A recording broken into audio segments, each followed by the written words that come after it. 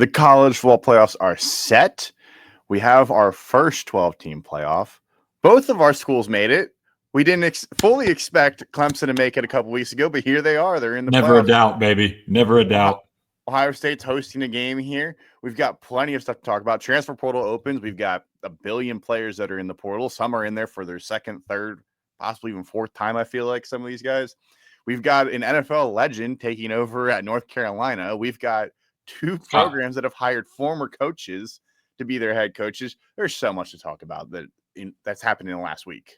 You're talking about Steve Belichick, right? There's no way Bill would have taken over. Yeah. You know, North Carolina wanted to go younger. So instead of Mac Brown, who's 72, they went with Bill Belichick, who's 71. Yep. Hey, they went younger. They did what they asked. They did what they wanted to do. They did go younger. Can you imagine him sitting in someone's living room in freaking Gastonia, North Carolina? I would love for your son to come and play college football at Chapel Hill for me. I'm with his girlfriend that's the same age as the players on his team. Yeah, I'm not going to say what I was going to say. This one is wild to me. I mean, if you had told me 2 weeks ago that Bill Belichick was going to be the North Carolina head coach, I'd have slapped you. Oh, I would have said you were on so many drugs. Yeah. Well, when this came out, I thought it was just a way for NFL coaches to try to, like, the NFL teams to try to push, be like, okay, hey, my agent leaked this. Like, hey, you better come get me soon for NFL jobs that are open. And then here he is hiring it.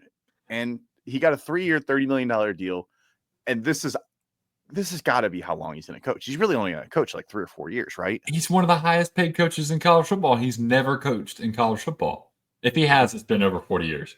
He's got like 6 Super Bowl rings. The NFL, I mean, I know it's football. It's a totally different game.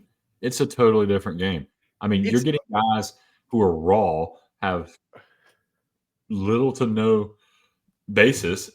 Oh, yeah. He's used to coaching guys who come in there with who are 23 years old, 25 years old. They've played football before. You know, they've already matured. I don't know, man. Like, you're going to be teaching these guys straight up concepts, offense and defensive concepts, because there's plenty of times where guys in high school, like, they're not playing pro style offense. They're playing whatever the team has the ability to run. If you don't have a quarterback that can throw the ball, guess what? You're running your triple option, your wing tee. Like, there are still plenty of high schools that do not throw the ball much. Well, and he's essentially saying he doesn't care about winning. It's all about the NFL pipeline. Like, his whole pitch was, I'm going to get players into the NFL. I know how to get players in the NFL. Now, you look back on it, which one of his former players is going to come with him? I mean, it's assumed that Steve Belichick comes with him. You know, his son. They're talking about he's going to be the coach in waiting. He's the head coach in waiting. You got to think he brings in like a Matt Patricia. What was the guy that ended up going to the Giants who coached for Mississippi State for a while? Dable? No, not Dable. Before that, he's a special teams guy. Oh my gosh! I know who you're talking about, but I can't think of his name. But he came from Mississippi State. That could be a guy. I mean, Dable. Maybe Dable might not have a job much longer in the NFL. So I don't know who he staffs himself with. So what's Josh McDaniels up to now? Josh McDaniels. That would be. That's probably the guy. Josh McDaniels was a graduate assistant at Michigan State in 1999, so you can't say he doesn't have college coaching experience. Josh McDaniels is 100% the guy. It would not shock me. Josh McDaniels, Julian Edelman. He's going to get Julian Edelman off of TV to come coach wide receivers. Even Julian Edelman is adamant he would never coach. Julian Edelman could be the quarterback coach. He played quarterback. Yeah, that's true. He made Kent Wright, Kent State, you know, a formidable program while he was there. They were almost a program. They almost made a bowl game once with. I know, that's crazy. Same with Josh Cribbs. I love Josh Cribbs. I'm not gonna lie, I love Josh Cribbs. I found out one time that him and his buddies, just to get in shape, would do push-ups like they do Madden contests, and whoever would score, the other team would have to do push-ups. And my friends and I decided we were going to start doing that. But I ended up not being able to run a 4.5 and juke people out of their shoes in the NFL. So it didn't work out for me like it did for Josh Cribbs. I really think Bill Belichick's going to take the Deion Sanders approach, just without having a son that's basically a first-round pick. Instead, his son is going to be the defensive coordinator. And I think he's just going to go raid the portal and flash his Super Bowl rings and say, you want to go to the NFL? I can see you have the talent. I can tell you where you need to improve, and I can get you to the NFL. I really think that's what he's going to try to do. Yeah, and I think that plays into his old Joe Judge was the guy I'm thinking of, by the way. Joe Yep. Judge. Yep. Uh, that plays into his whole manifesto, or they're actually calling it a Bible, a 400-page Bible, which I'm like, that's a little Is he weird. going to bring Connor Stallions, who has a manifesto too? Is this going to be the manifesto? The manifesto, since it's more than one. I don't know. That's a good point, Jake. So, but his whole pitch was around getting guys into the NFL. So, what do the transfer portal guys want to do? Is they want to prop themselves up. So it's going to be guys that don't fit in a winning culture want to come here and build their resume and go on. I mean, this is like last chance you in Power Four football. So I'm very curious to see how he does. I put a tweet out yesterday a little prematurely. I guess the board of trustees were reluctant to accept the contract offer. But there was a lot of mixed opinions. Some people were saying exactly what you said: flash the Super Bowl rings. What else you got to do? And then other people like he's antiquated. He wasn't able to do anything without Tom Brady. It's a totally different game. So you can't look at it that way. So I'm very curious to see. I mean, and they're losing guys in the portal. I mean, you got Travis Shaw, a former 5-star guy, who's jumping ship. So I mean, we'll I'm see if curious. they want to come back now that Belichick's been It hired. could be. It could be. I could see some guys pulling their name out because I think Belichick's going to win over the parents. I think Belichick is going to be able to win over the dads and the parents because They know who he is. they understand the pedigree way more than some 18-year-old kid. The 18-year-old kid might, but the Patriots haven't won a Super Bowl in a handful of years. Tom Brady hasn't been there in a handful of years. They haven't won, since a lot of these kids were in middle school, basically. And the reign of the Patriots, these kids weren't even born when Belichick won his first Super Bowl, which is wild to think that the high school kids he's bringing in, they're 16 years old. They were born, in 2005, 2006, 2007. These kids weren't even alive when he was winning his first Super Bowl. That means they didn't see my Panthers lose one too. So it's like it never happened. Yeah, exactly. But they did see them lose to the Broncos back in 2015. Damn. Come on, Jake. But if they want to go back, make sure you watch the halftime show from the Panthers Patriots Super Bowl. There might be a little sneak peek that you get in the halftime show. So go back and watch and let us know what you see.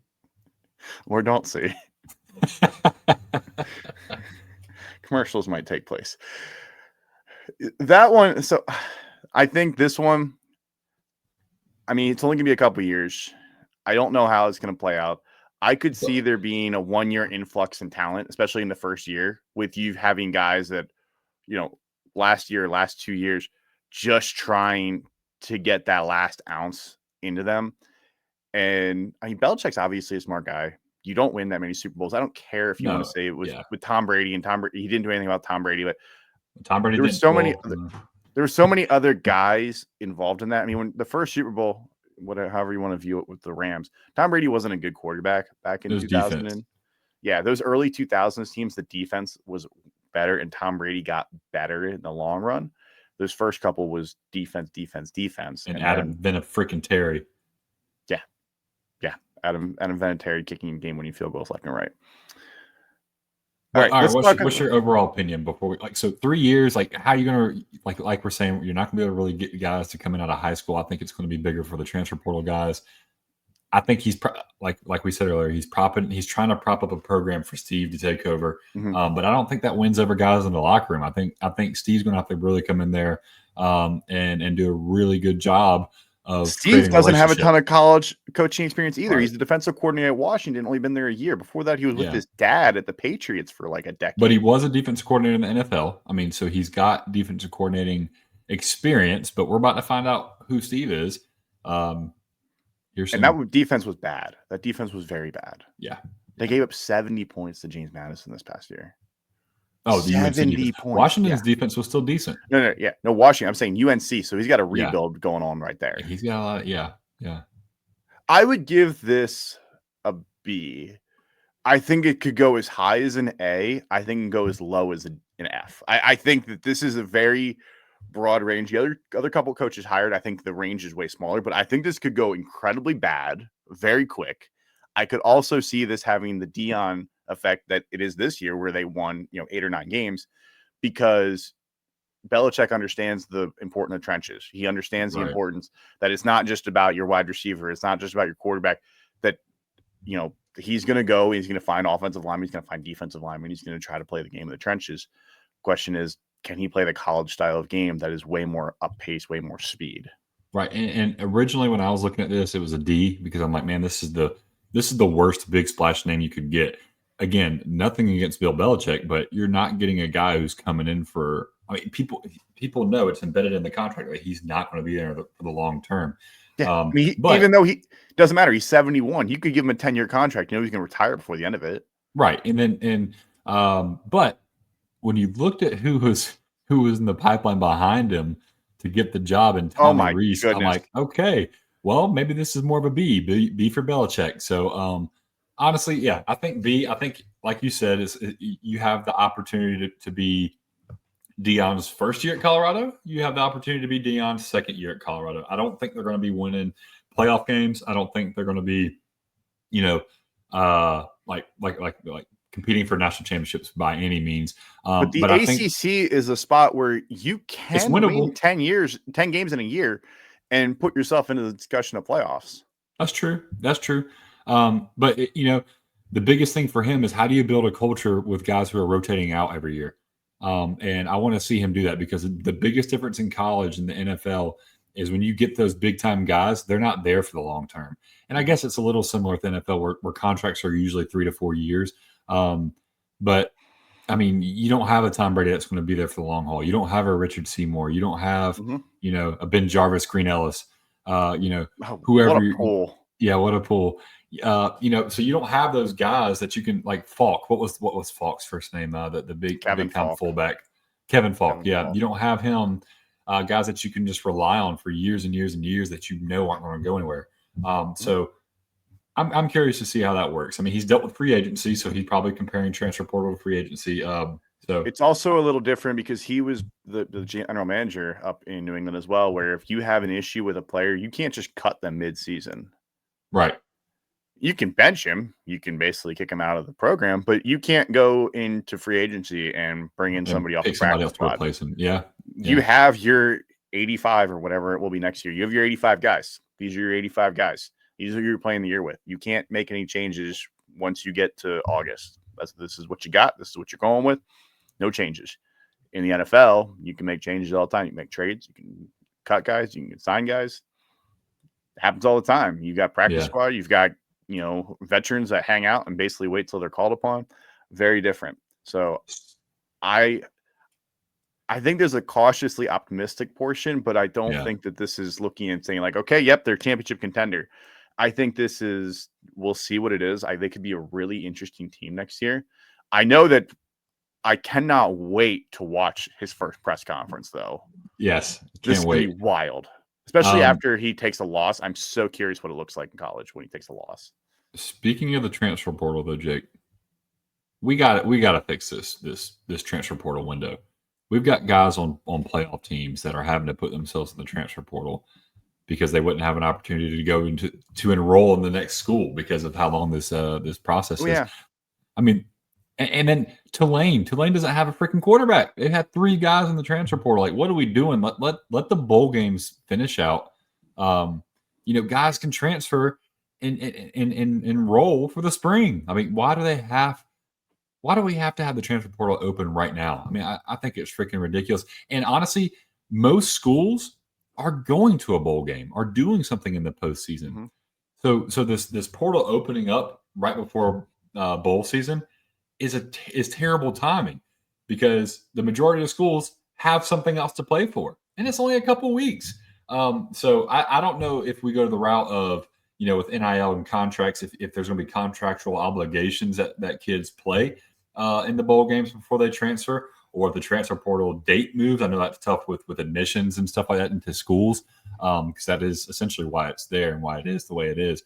But I just it's a multi-billion-dollar industry, and we can't get the simplest things right with college football. I mean, we don't even know how to. It's a multi-billion-dollar industry, and we don't know how to freaking pay players correctly. So it's like, what are we doing?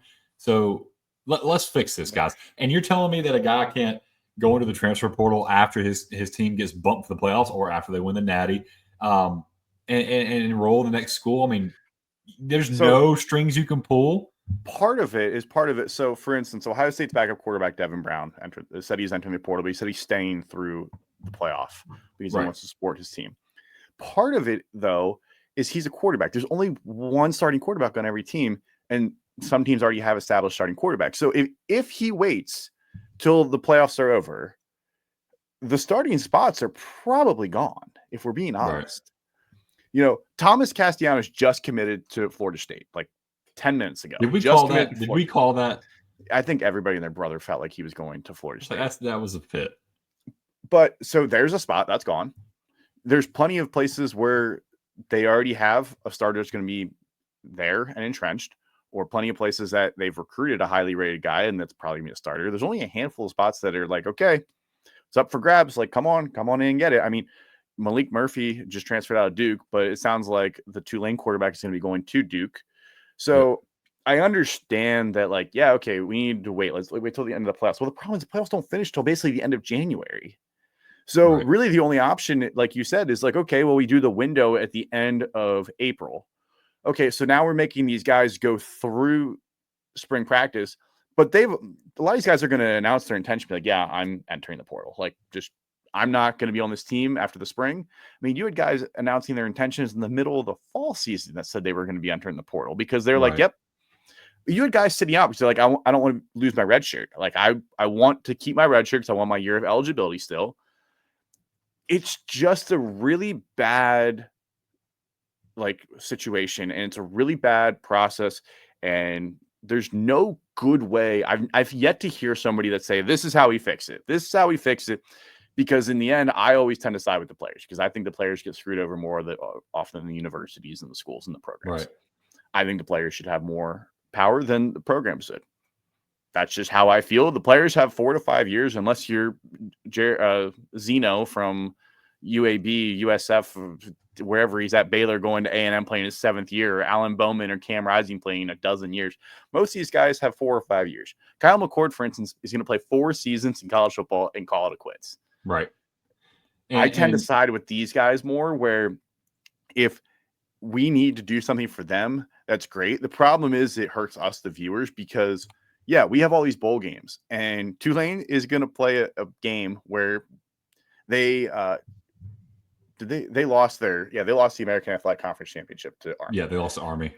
But they're going to play a game where they won 9 games this year, but that team was left out on an island because they've got no quarterbacks. Right. And it's like, so you really can't gauge what you're getting. And like, the whole Duke and Ole Miss rivalry that was going to be is now dead, because then there goes Malik Murphy. And I'm like, come on. Like, honestly, my only with the current state of how it is, the only proposal I could give would be to have one window, and that be in the spring. Mm-hmm. I mean, we already have a spring window.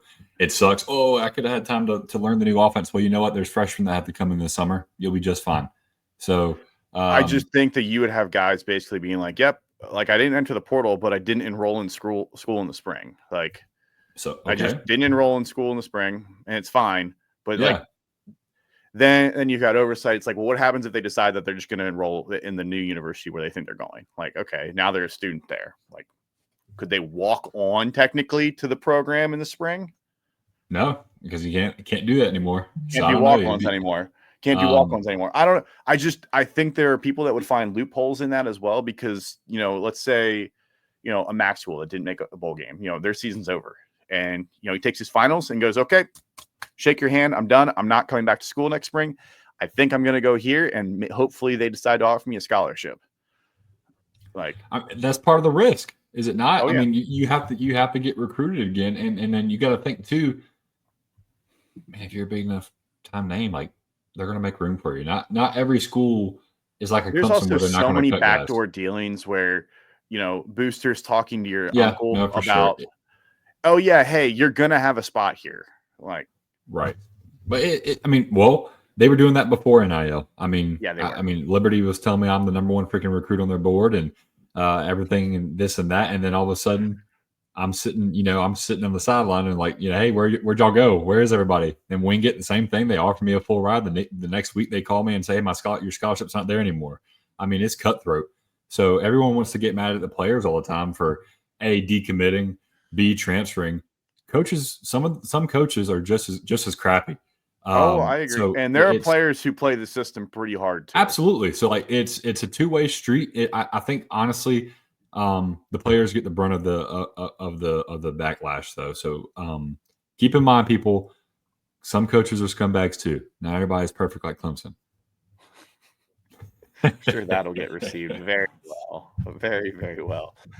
But I mean, as of right now, I look on in 247, there are hundreds of players that have already entered the portal.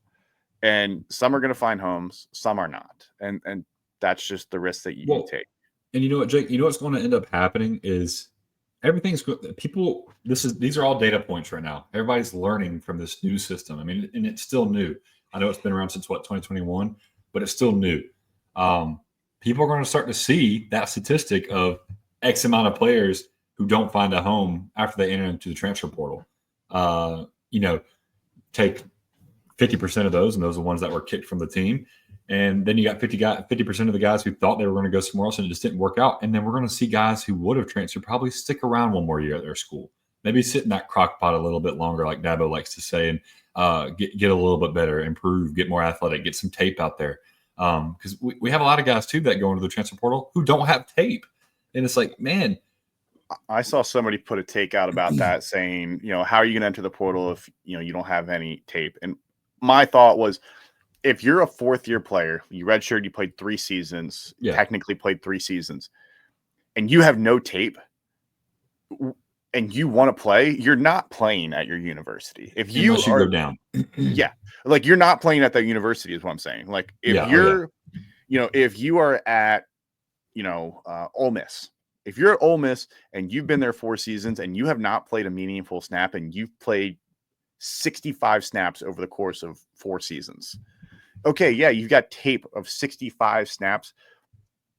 You might not even be doing anything on half of those snaps because you might just be on kick return or punt return or punt or kick block, or field goal block. You might just be on, those units where you don't even have anything, where that's what the portal is for. Because, you're at Ole Miss and you were there 4 seasons, you didn't do anything, but now you want to go to Middle Tennessee State because you want to have a chance to start. Right. Now, don't let Jake hate on you. If you are good at field goal block and you prefer to be on the left side of that field goal block team, we would love there's a little school down in the South that would love to have you come and help out.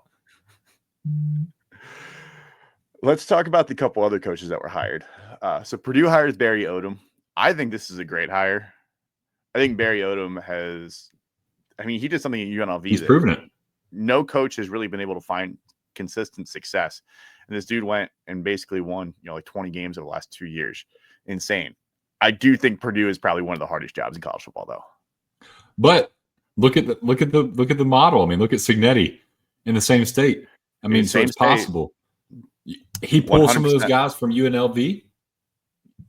You never know. Yeah, he could do a very similar Ohio thing. State. Yeah, I mean, he could do a very similar thing and pull a bunch of these guys that were rejects from their other schools and bring guys from UNLV. Odom was okay at Mizzou. Mizzou is obviously not the easiest SEC job where you have higher expectations, but it's hard to live up to them. I do think Purdue benefits from the Big Ten scheduling by not having to consistently play the big teams. The Big Ten just dropped the schedule for 2025. I'm curious what their schedule looks like.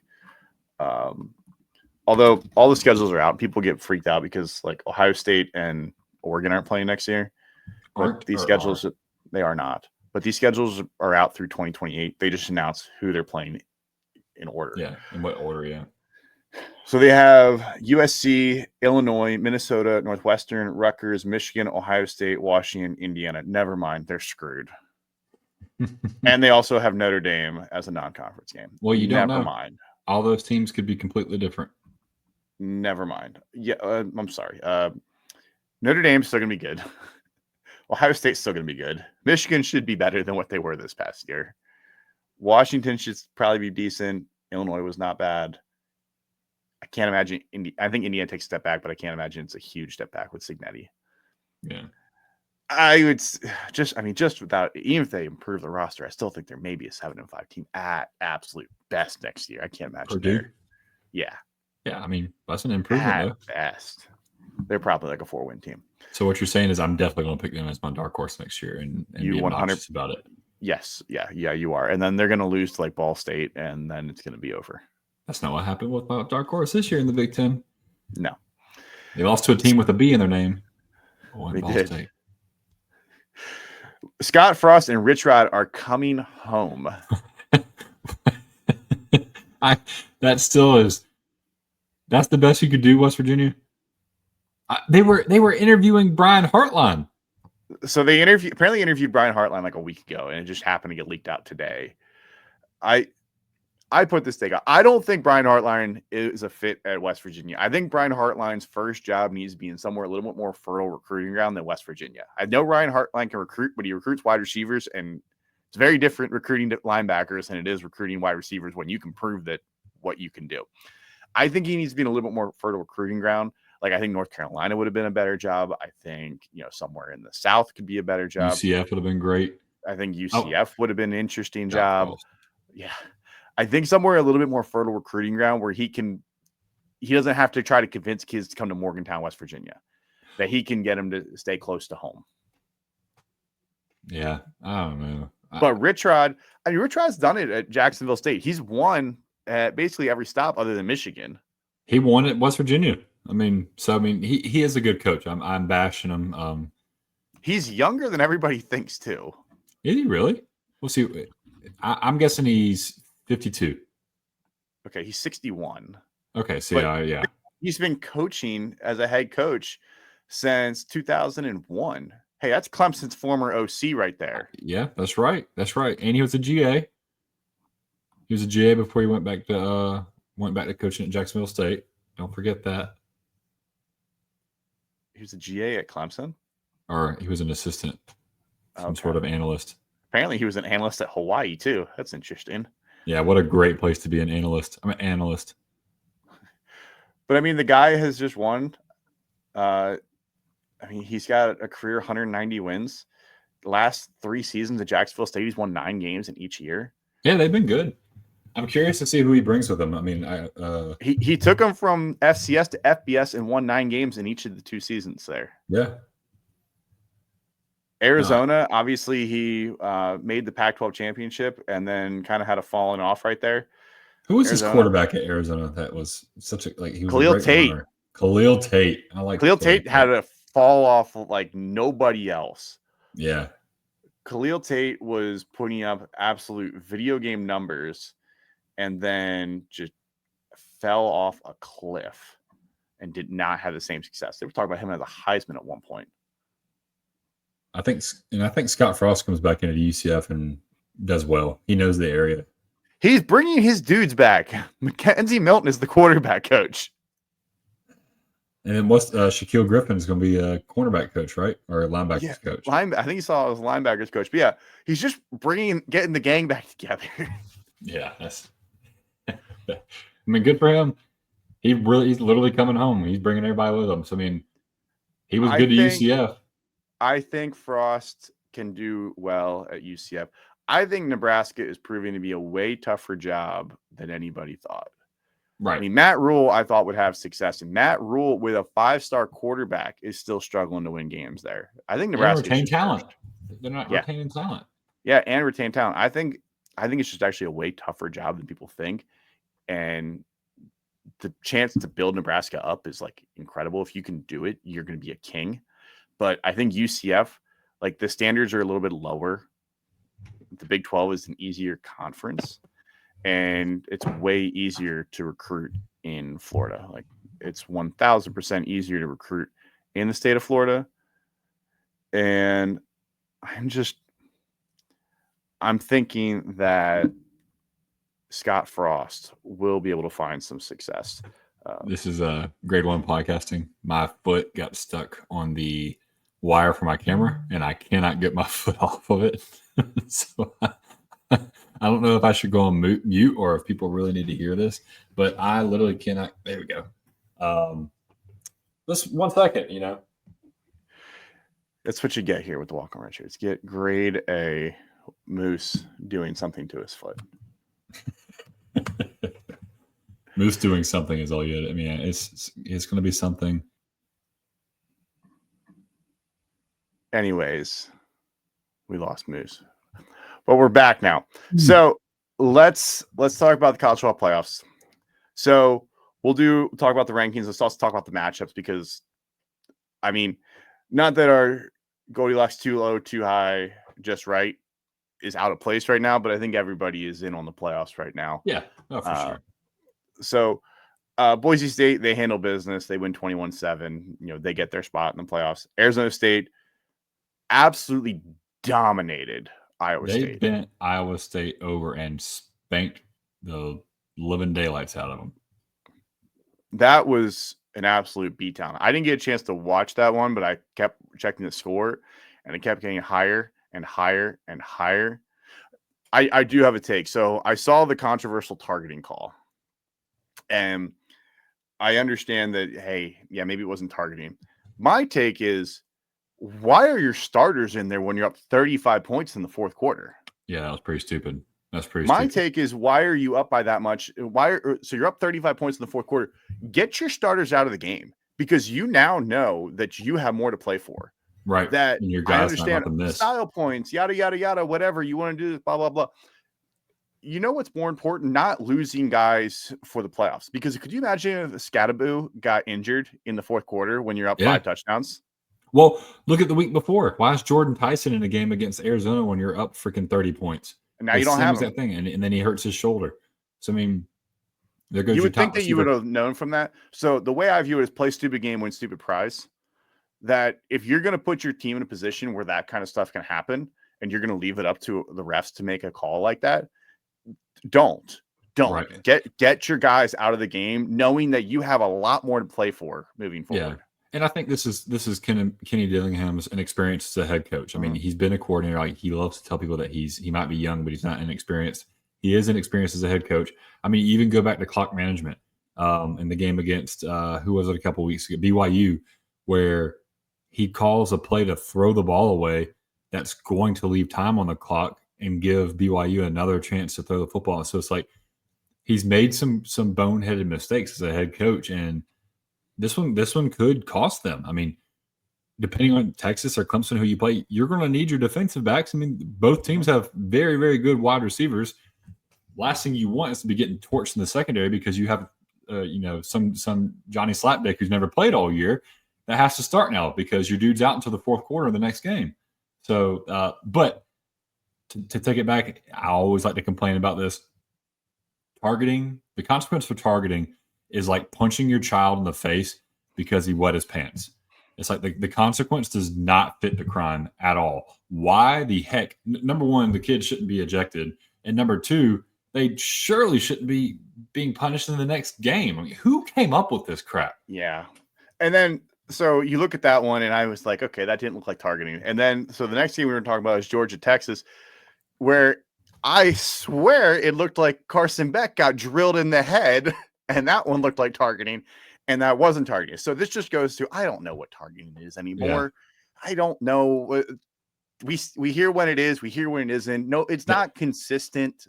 We need Dabo to send us that invite to the seminar he said he's going to go to because he doesn't know either. So I would love to be able to attend that, so that way I can watch my television and say, okay, that's targeting because we need Georgia to make the playoff.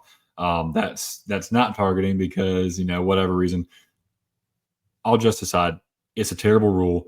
There's too much subjectivity. Like it's too up in the air for the consequence to be that harsh. I mean, there's so much to interpret for people to screw up, and then it affects the next game. That's the biggest part. Like, you can't let someone's stupidity and someone's discernment from a whole different game affect a game that they might not even be involved in. So that's frustrating to me. What do you think of Gunnar Stockton potentially leading this Georgia team? Two things. Number one, I hope he's okay after that car accident he he suffered on the 5-yard line in overtime. Holy smokes, was he nailed? Andrew Makuba just blasted him. I don't know if you remember that hit, but that's the one I thought was targeting at first because I said Beck, but I meant Stockton because it looked like he just got his head taken off, and that's one where I was like, looked like targeting, but I don't know what targeting is. Well, they said it hit the side of his helmet. It wasn't a crown. Oh yeah, give me a break. I think whatever. I think I just saw the helmet fly by, so it's still in the air. But I thought the offense looked a lot better with a Gunnar Stockton. I mean, I've been the most anti Carson Beck person maybe on the internet coming into this season. I don't want to feel vindicated because the last thing I want to do is come out here and say and to talk trash about this player and tell you he's terrible. And by no means was I saying that Carson Beck was terrible ever. What I was saying was he was overhyped. He's not a Heisman candidate. He's not some elite quarterback. He's not a first-round talent. Those are things that I would say. And you see that when he gets taken out of the game and the offense starts to score. Now, Gunnar Stockton, you look at his stats. He had possibly one of the worst interceptions of the year, and it nearly cost them the game. Yeah, no, Gunnar Stockton, it's not like he looked great. I mean, in his stat line did not show you anything. It's like, is it Gunnar Stockton giving the team life, or was it just classic Georgia who has found a way and played one half of football every single week this week or this year? And also realizing that, like, hey, our back's against the wall, we have to step up now. Right. And then sometimes that's Georgia as well, where it's like, hey, all right, same thing against, when Georgia Tech, they were down a bunch. All of a sudden, It's like, all right, hey, back against the wall, let's play the best football of the season. I will say, though, like, I'm pretty sure Carson Beck's been hurt for a while. In the Georgia Tech game, that elbow was bothering him. In the game prior to that, I'm forgetting who they played before that, but it was bothering him. And then that was so Stockton gets hurt, and instead of putting in Jaden Rashada as their third-string quarterback, who was a starter all year at Arizona State, where they're like, you know what? We're going to put Carson Beck in, who's got one arm. He's like, his arm's like hanging down by his side as he's running out there. I'm wondering, how is he even going to hand the ball? I'm surprised they just didn't, let Etienne take the direct snap. And what's crazy is that was the best run of the game. They hadn't been able to run the football all game long. And then the thing is, Texas knew the ball was getting run. And that's when they ran the best. Anybody on that defense thought that Carson Beck was about to throw that ball, they need to be benched. They need to be benched. This guy had ice on his arm and couldn't move it, and they said he's out. Yeah, they said he couldn't hold a football in the locker room. Yeah, there's no reason to think that Carson Beck was also going to throw the ball. If he did, that would have been malpractice by Kirby Smart. Everybody knew that Etienne was getting the ball, and there were still multiple guys standing in the end zone on that play, waiting to see what happened. Like, you knew it wasn't a toss. You knew that it was going to be up the middle one way. You outsmarted yourself. It was going to either the left or the right of the center. It was not going any further than that. So, yeah, that one, I think Sark mismanaged that game. I think he overthought that game plan. He had a Ryan Day effect right there. Yeah, that was their game to lose. He overthought it, and he pooped the bed. And honestly, look at Texas. I mean, so Texas doesn't have one ranked win in the entire season now, right? Everyone wants to crown them. What have they done? What has Texas done to prove anything? I mean, and the only formidable offense they've played all year is Georgia, and Georgia's, didn't drag them both times, but Georgia's able to score 20 points on them. The only school all year besides Vanderbilt to be able to score 20 on them. So it's like, is Texas's defense legit, or have they just played a bunch of bad teams? I start to lean towards the first with them being legit. I mean, they give up 12 points a game. Both. I think both can be true. And I was talking about this with Eric McLean on Twitter today, and it's hard to discredit someone when they're in the top 10 in almost every single category defensively, no matter who you play. If you're in the top 10, you're in the top 10. You're a good defense. However, it certainly helps when you're playing Mississippi State, Vanderbilt, UTSA, Colorado State, Michigan. I mean, what do you expect? Who did they play? Florida, Texas A&M. I mean, Texas A&M. Florida without DJ Lagway. Without DJ Lagway. And then Texas A&M, you thought was going to give them trouble, but it's not like Texas did anything crazy to Texas A&M. Anyway, we'll talk more about that Texas in a has a minute. good defense. I do think Texas has a good defense. I think the offense was completely mismanaged. I think Sark was overthinking it.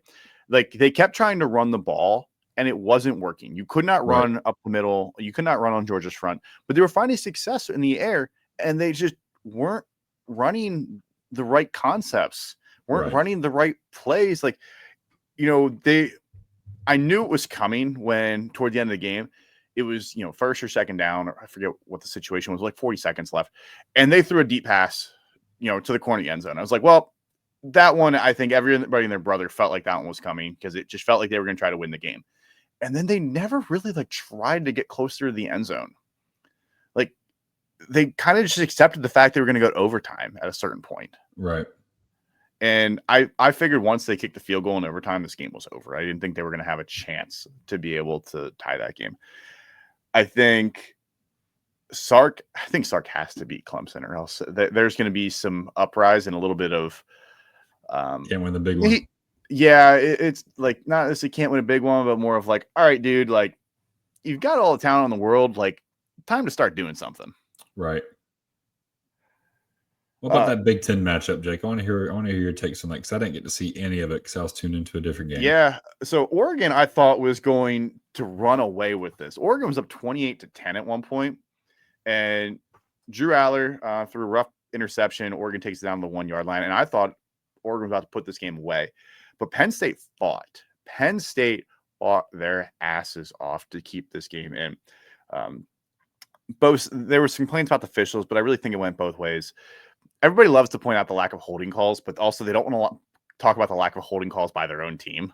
They never want to. Hey, their offensive line didn't hold anybody. No, my offensive line didn't hold, but their offensive line did. Right. Both your offensive lines held. You just both got away with calls. It's fine.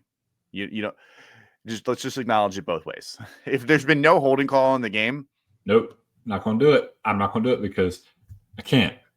The other team only holds my team. Exactly. The other team only holds my team. Other team only holds my team. My team doesn't hold. We're clean. We play a clean game. We don't hold. But the key for me with this was Penn State could not match up against the Oregon skill players. Like, Tej Johnson was just going nuts. And Penn State, we'll get to the playoff bracket, but Penn State has an incredibly favorable bracket. I can't wait to talk about that game. When we talk about them, I think that when you look at it, if you stuck them basically anywhere else, it would have been a tougher road. But the way that they're going, they technically have the most favorable matchup. I'm still not sold that James Franklin can win the big one because it's time and time again. 1-12 against top 5 teams. I know that he played a bunch, but eventually you got to win it. This game, to me, though, I mean, it was an 8-point game. Never really got back to where Oregon I thought was going to lose. I kept thinking like Oregon was going to win this game. There was just too much that was going to happen. Now, although Oregon's defense did give up a lot of points, so did Penn State's. Penn State's defense gave up a ton. And that's I can't wait to talk about that game.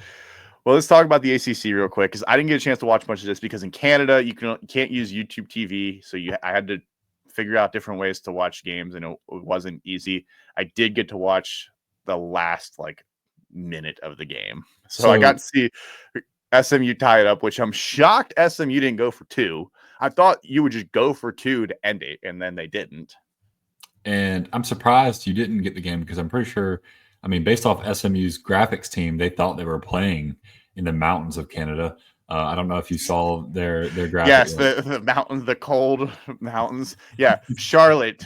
You are heading to Charlotte, where there is no mountain and a bunch of lakes. So, wow, what a game. Couldn't have been a better first quarter. Clemson jumps out 21-7. Just looks phenomenal. The defense is flying around. The offense is moving the ball with ease. But then you get into the second quarter, they start to go a little stagnant. They end up kicking a field goal. A couple self-inflicted wounds when you start moving the football. Then you get to the third quarter, and it's like you score once, and then you don't play football until 16 seconds left in the game. So that was a little frustrating. But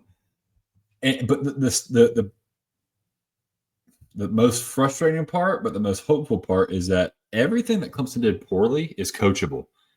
They weren't out talented.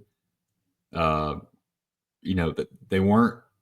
It wasn't a situation in which Clemson just could not do anything about it. This stuff can be fixed. So hats off to SMU. They could have rolled over and quit, but I'm pretty sure they kind of knew, hey, we're fighting for a playoff spot. I was on 3 Tech Pod for the live stream for the college football playoff ranking show. Shout out to them. And then Tyler Noe was there from Always Talking Ball.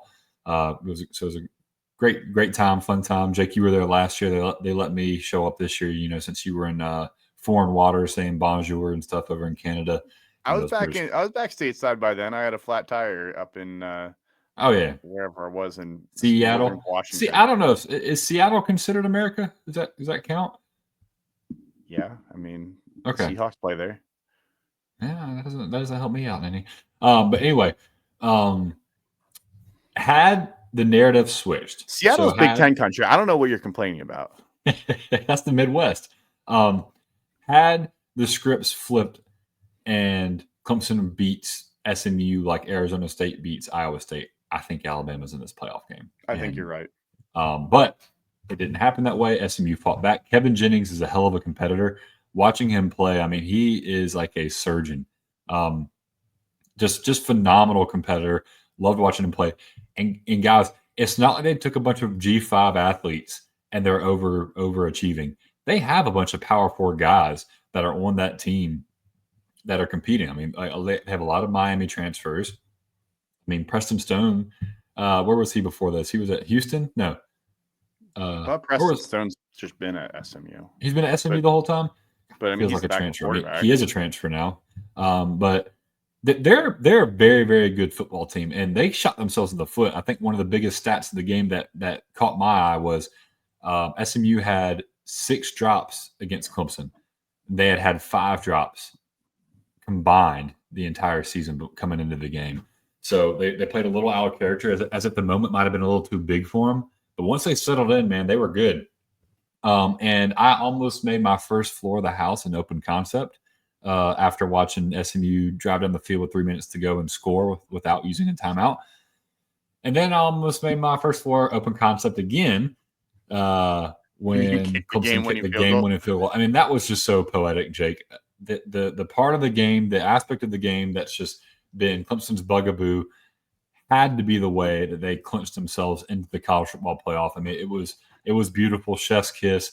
Watching Dabo smiling like he's a little kid running on the football field was just immaculate. Hats off to Adam Randall, a guy who is highly rated coming out of high school. All the hopes in the world. I mean, he's just been battling injuries. I think he still has all the talent in the world. I mean, now you're behind Bryant Wesco and TJ Moore, but just doesn't pout, doesn't give up. He's the third string kick returner. Our starter goes out, and then the backup tears his ACL, it seemed like, in the middle of the game. And they put in a freshman who fumbles it. So then they go and put in Adam Randall. And naturally, his first return, he takes 41 yards to put us in manageable field position. Cade Klubnik throws a dart to Antonio Williams for about 13 or 14 yards. And then, boom, our freshman kicker from Charlotte, North Carolina, makes a 56-yard field goal to send us to the freaking college football playoff. I mean, because that game goes to overtime.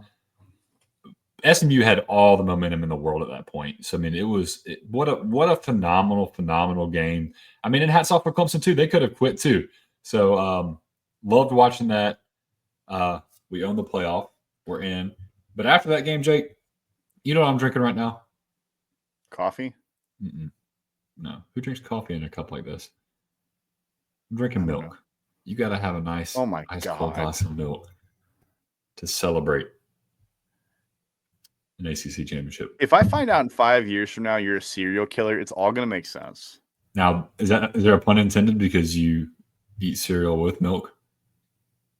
I had a shirt back in middle school. It said serial killer, and it was a bowl of cereal and two spoons. It's pretty dope. That doesn't surprise me. I had so many girlfriends growing up. Let me go ahead and tell you.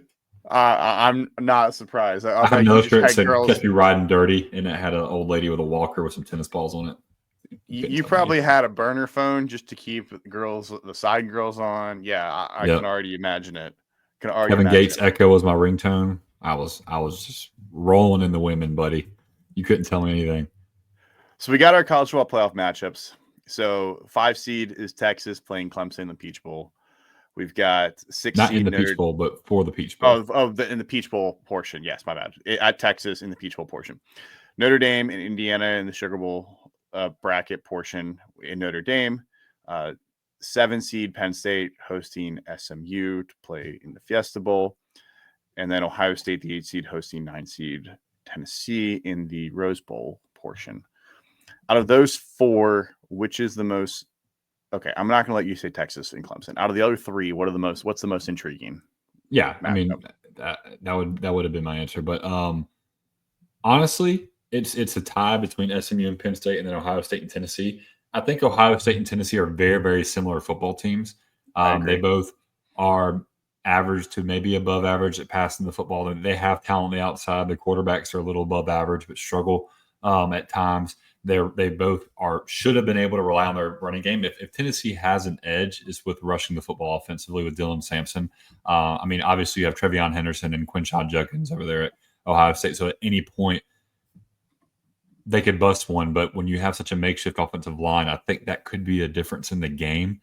So I'm excited to watch that one. I'm excited to watch Ohio State at night in Tennessee. I mean, they're already starting to feed the bad blood. I mean, you got a Tennessee guy saying, we play in the SEC. It's so much like He is a transfer from Ohio State, nonetheless. No, he's not. Yes. Yes, he What is a a dummy. transfer from Ohio State. So he knows guys on the team. Yeah, that was stupid. And my other game is SMU Penn State, and that's just because I spoiler. I don't know if we're picking games today or next week, Jake. We'll pick next week. Okay, but I'll go and give you a spoiler. I'm 95% sure I'm picking SMU to win that game. SMU is built to beat Penn State, and I will tell you why. Because that defensive line for SMU is not a joke. They are legit. They give up 2.74 yards per carry. They gave up 2 yards a carry against Clemson. They don't play. It was 2.8 coming into the game, so it's not like it was an anomaly that helped them get this average so far down. So they have the 4th ranked rush defense, and guess what? Penn State predominantly does on offense. They have to run the football. So if there's a team that's going to upset a team in the first round, SMU definitely has a great shot. But so for upset factor, SMU Penn State. But for watchability and some rivalry and some trash talking, I mean, it's kind of regionality too. It's not like Tennessee's that far away from Ohio. I mean, I think Tennessee, Ohio State's going to be fun to watch. And then obviously, since we do the podcast together, there's supposedly going to be a lot of Tennessee fans coming up to Columbus for that game. They travel, and Moonshine travels too, so y'all better be careful. Yeah, I think that SMU game could be interesting because, I mean, Penn State does not use wide receivers very much. I mean, even in this game where they scored 37 points, you look back, Harrison Wallace had 4 catches, Omari Evans had 1 catch. Everybody else was either a running back or a tight end. Like, they use their running backs a lot, and then they use Tyler Warren a lot. Yeah. But Drew Aller had a tough game against Oregon. Now, Oregon's obviously a very talented team. He threw 2 interceptions. One was late in the game, so you kind of take that one for a little bit of granted. The other one was obviously very clearly in the middle of the game and set up Oregon in a very good spot. This game to me with SMU and Penn State is interesting. Penn State gets the game at home. SMU has to travel up there. So, you want to talk about teams going north for it. This is going to be a very clearly. You think Charlotte's a frozen tundra? Yeah. Wait till you see State College in the middle of December when it's potentially going to be like 25 degrees. Now, granted, they get it at noon and not 8 p.m., so they're lucky for that. Come on, TV. What are we doing? Why is Penn State and they're doing a whiteout? Why are we doing it at noon? To me, this one's is going to be the lowest rated game out of all of them. You think Indiana Notre Dame? I think Indiana Notre Dame has a chance to be the worst game out of all of them. Yeah, it is. That is the most wide variety of outcomes that you can get. I think Notre Dame has enough fans. and I think they putting them on Friday night was on purpose because they know they're going to get a lot of people to watch that one. Surprised that game's not on NBC. ABC got to pick the slots, or ABC ESPN got to pick the slots. So ABC wanted Ohio State and they wanted Notre Dame. They wanted the two biggest brands, basically. Yeah. Which I'm a little surprised they didn't take Texas and Clemson because that's a pretty big brand matchup there too. I'm a little surprised they didn't put that one on Friday night and then put. Yeah, I'm actually a little surprised they didn't put that one on Friday night and then put the Notre Dame and Indiana game on the afternoon slot. Well, who would call games for TNT? I don't think I've ever seen a college football game from TNT. TNT. If it's Charles Barkley, I'm all in. I think you technically get the CBS Cruise. Okay. So you might get our friend Gary Danielson. I want Gus Johnson. He's on Fox. I know. I want Gus Johnson. You might get the CBS Cruise. So you might get Gary Danielson. I kind of like Gary Danielson. Is that a hot take? No, that's definitely a hot take. Gary Danielson sucks. He's so bad. Gary Danielson needs to retire. So is Brad Nessler. They both were just like spewing stuff during the Big Ten championship game where I'm like, that doesn't even make sense. What are you even talking about?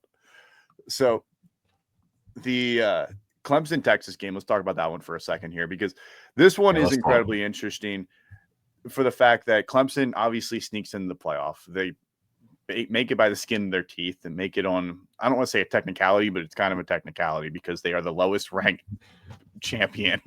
Am I drinking milk or am I not drinking milk? You're drinking milk, but they are like the technicalities. We made it on purpose. Weren't they 17th as like the ranking? Am I drinking milk, Jake? We earned it. Earned, not given. We earned our stripes. You did earn it, but obviously it's definitely a little bit more of a, it's not the top 12. You made it on a technicality. I'm going to say it. I'm gonna ignore that comment. That's fine. Ignore me all you want. Ignore me all you want on that one. But this one, to me, like we talked about, Texas, who have they really beaten? They have played Georgia twice. They played Georgia very tough both times. The first time they were getting blown out. Sark in these big games has seemed like he's overthinking himself this year. Last year against Washington, he called a great game. Washington was just more talented on the offensive side of the ball. They went nuts. Right. But Texas nearly came back and won the game. It felt like Texas this year came in with expectations of winning it all. And that Sark at times has coached scared and in a way not to lose rather than playing to win, if that makes sense. Right. No, and that's what I saw in the SEC championship. That's what I saw when the only game they didn't do that was Michigan, and that's what they were kind of there to prove a point. And I'm like, man, this is a bad Michigan team. I mean, you better prove a point. And I don't even think they beat them that bad. I mean, what was it, 35-10? Yeah, it was something like 35 something. Yeah, and they should have beat them a lot worse. I mean, they kind of 38-17 or something like that. It wasn't anything outrageous. Yeah. They left a lot on the bone. But this game is very intriguing to me. I mean, obviously you have the homecoming factor. We have Cade Klubnik going back to his hometown to play against Quinn Ewers, who was his rival back in high school. Cade Klubnik's undefeated against him in high school, but I'm not going to say that out loud.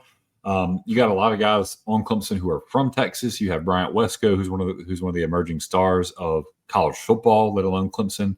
R.J. Mickens, one of the safeties, is from Dallas. So you have a lot of Texas influence.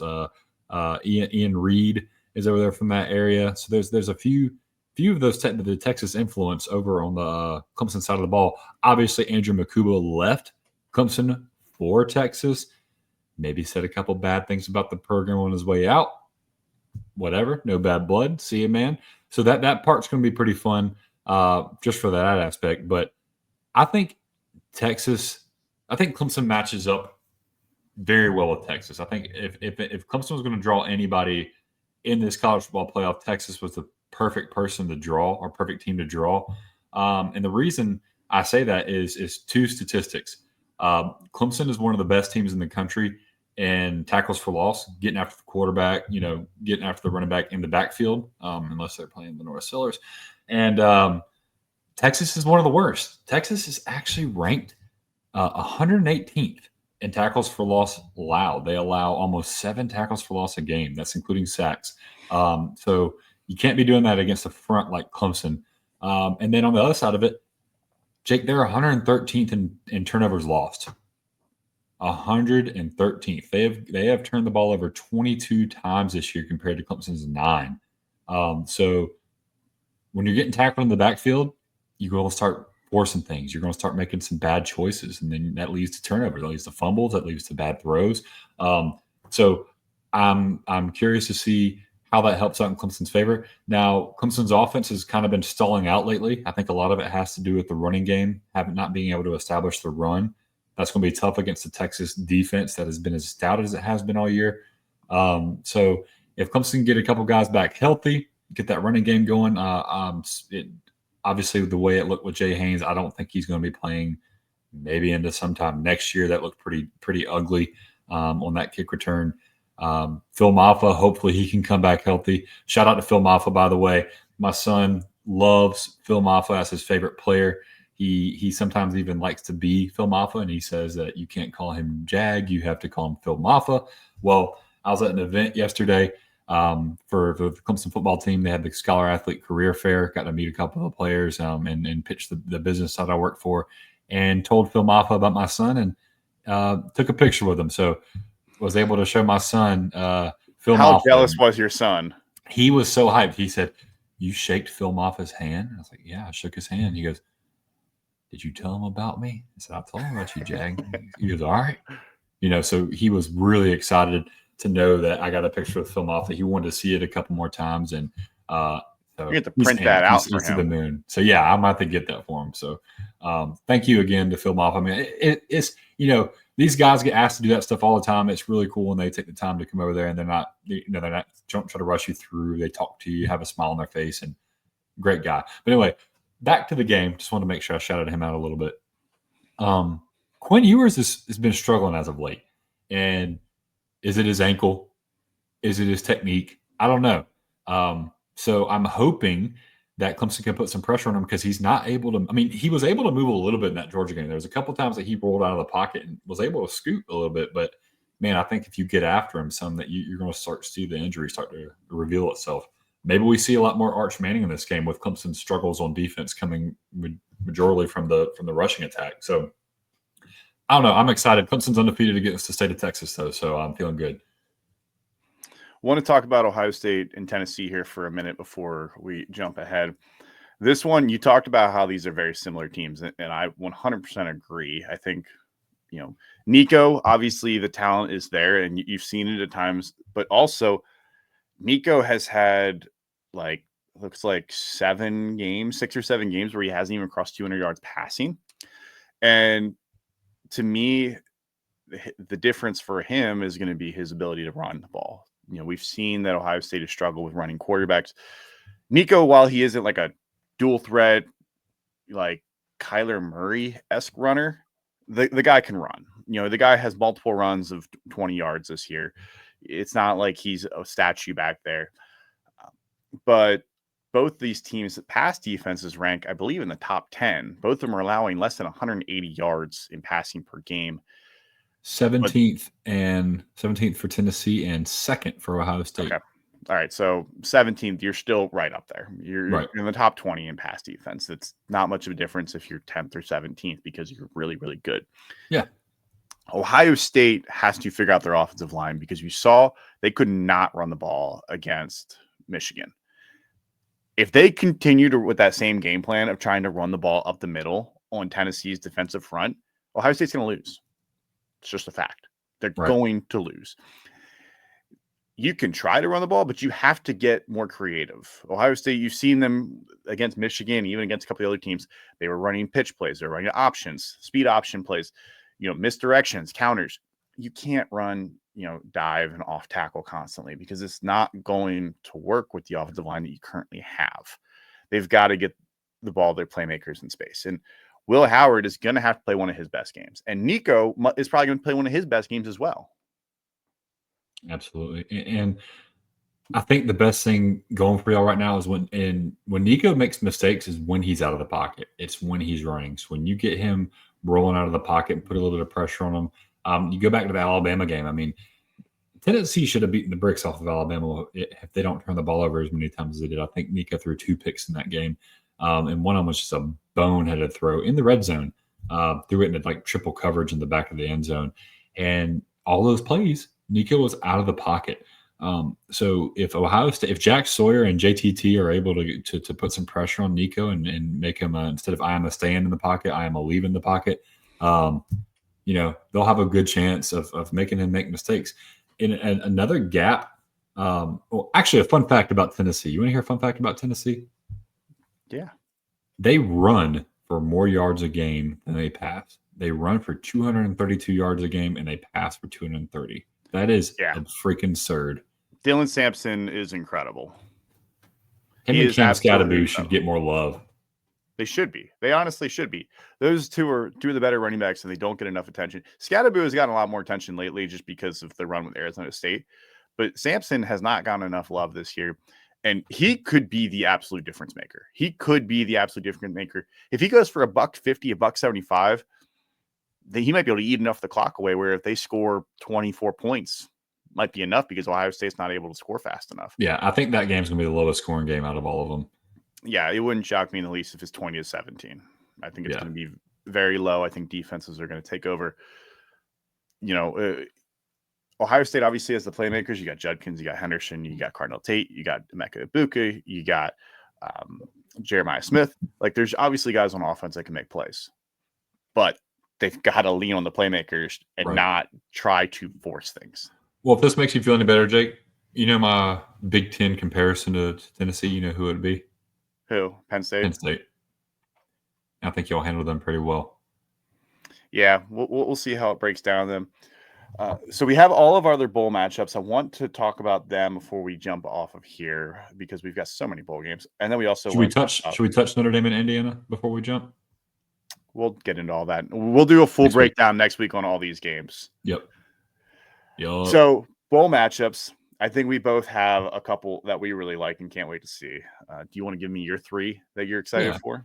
And obviously one of the biggest things that plays into it is guys playing.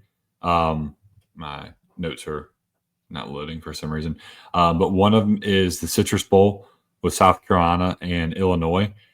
As of right now, no one is leaving those programs for these bowl games. I don't think anybody's opted out, whether it be for the draft or whether it be for the transfer portal. Not that I've seen, not to say it hasn't happened.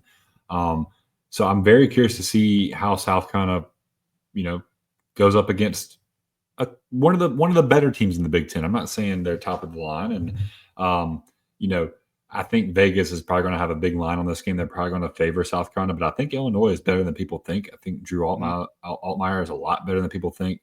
That defense is able to stop the run decently. So can South Carolina continue to stack on at the end of the season despite the hangover of missing the playoffs? I mean, that's a very, very good football team. So what do they do against Illinois? I'm excited to see that. My second is the Pop-Tarts Bowl with Miami versus Iowa State. The Pop-Tarts Bowl for me was Miami versus Syracuse. Cam Ward said he's going to play. I'm assuming a lot of players for Iowa State will play. We'll probably get Jalen Noel. We'll probably get Abu Sama III. We'll probably get Rocco Beck. And I want to see what Iowa State's offense can do against a weaker Miami defense and vice versa. Iowa State has one of the best pass defenses in the country. I want to see what they can do against this freaking high-power, high-octane Miami offense. So I think that one could be high-scoring, could be fun to watch. I think Miami's going to end up taking that one, but that's going to be one of my favorites. And then the Holiday Bowl with Syracuse and Washington State. Kyle McCord, as of right now, said he's playing. Fran Brown is earning the love of America's heart right now. He's just melting everyone's heart with what he says every time he gets in front of a camera at this point. And when they asked him about is Kyle McCord playing, they said if there's a freaking football game, whether it's tomorrow or next week, Kyle McCord's going to be freaking playing. And if the guys aren't going to be playing, they're at the wrong place. So just love that mindset. I mean, he's like, we get to play football. It's awesome. This is fun. Like, guys aren't going to be opting out. This is what we do. It's what we came here to do. And then honorable mention, Armed Forces Bowl, Oklahoma versus Navy. Some former teammates, some former coaches, coaching in those games with Miguel Chavis, Jake Guillermo from Navy, the offensive line coach, Miguel Chavis being the edge coach for Oklahoma, Brent Venables, obviously. So very, very excited to see that game. So I wanted to throw that one as an honorable mention. Yeah, I also have the Holiday Bowl on here because I think John Mateer and Kyle McCord could be a really fun, assuming that Mateer doesn't enter the portal, which is speculation. We'll see if that actually happens. Another one I have on here, I have a Big 12 matchup between BYU and Colorado because I think that is going to be a lot of fun because supposedly all the Colorado guys are going to play. And BYU obviously was on their little dream season before it kind of came to an end. But BYU's defense against Shedeur Sanders and Travis Hunter, I think is going to be a lot of fun. Yeah. Then I have LSU and Baylor on here because LSU kind of finished their season on a little bit of a rough patch. Baylor ended up winning 8 games, and Dave Aranda saved his job. Baylor could get to 9 wins after not really being expected to do much this year. And I Garrett think Nussmeier's coming back. Garrett He just Nussmeier's announced coming today. back. I think this game could catapult either program into the offseason. If LSU loses this game, there's going to be a lot of discussion about Brian Kelly's future. And if Aranda wins this game, all of a sudden we'll be talking about what can Baylor do next year? How much higher are they going to go? Yeah, it's crazy how small those big numbers start to turn when people start losing a lot. 65 million. It's not that much. It's not that much. It's like, it's only like we save a couple. We stop eating avocado toast. We will afford it. We're good to go. Don't put the thick mountain salt on it. The pink Himalayan salt. We'll be good to go. Exactly. So one more thing before we go. You ended up winning our season-long weekly 10. You went 75 and 69. I went 68 and 76. We would have included Army Navy if it mattered, but we'll still pick Army Navy. Army is a 6.5 point favorite this week, but I do owe you beer because you sent me beer last year when I beat you. I love it. I like to thank my mom, obviously for birthing me. I like to thank my dad for giving me my first football. My wife, my kids for keeping me inspired, keeping me going. It was a tough week, Milk? Tough year. Thank Milk, got Milk. Shout out to anybody who wants to sponsor us, Milk. So love a good glass of milk. And I'm going to drink another glass of milk to celebrate this victory as well. And then obviously I'll celebrate with the beer that I get to taste. You know what's the best beer in the world, Jake? Victory beer? Free beer. Free beer. Free beer is the best beer. It's the best beer in the world. We'll do this real quick. Army and Navy. Army is a 6.5 point favorite this weekend. You like Army or Navy? I honestly think Army wins the game. I'm going Army. Sorry, Jay. I got to pick against you. My father-in-law was in the Army for 30 years. I just think they're good. I think they're a really good ball club. I think they're going to win the game. I like calling them a ball club. Does that make it sound like, like real tough gridiron football? Let's call them a ball club. So this spread opened at 2.5 and has bumped up to 6.5. Just crazy movement. But I'm going to take Navy to cover this spread. I feel like every year this game is close. Yeah. Especially these teams are both good. I mean, they've combined 19 wins. They're 19-4 this year combined. I think this is going to be a close game. I think Blake Horvath can do enough. I don't think they'll win, but these two quarterbacks, I mean, they're going to run. They're going to run wild. Horvath and Daly lead their teams in rushing. They have over 2,000 combined rushing yards. I think it's going to be a lot of fun between these two quarterbacks. I think if you get a chance to watch this game, definitely do it. It's going to move crazy quick. It'll be probably a 3-hour game, honestly, because they run the ball every single play. Yeah. And just the tradition of it's so cool. I mean, oh yeah, it's always played and it's cold. Like when you get to see the snow, they do a really good job with like the ceremonial parts of it with the military. I mean, it is just a beautiful, beautiful game. Yeah, absolutely is. Absolutely is. With that being said, we appreciate everybody joining in this week. Next week, we'll be previewing the college football playoff matchups, our first 12-team playoff matchups that we'll be doing.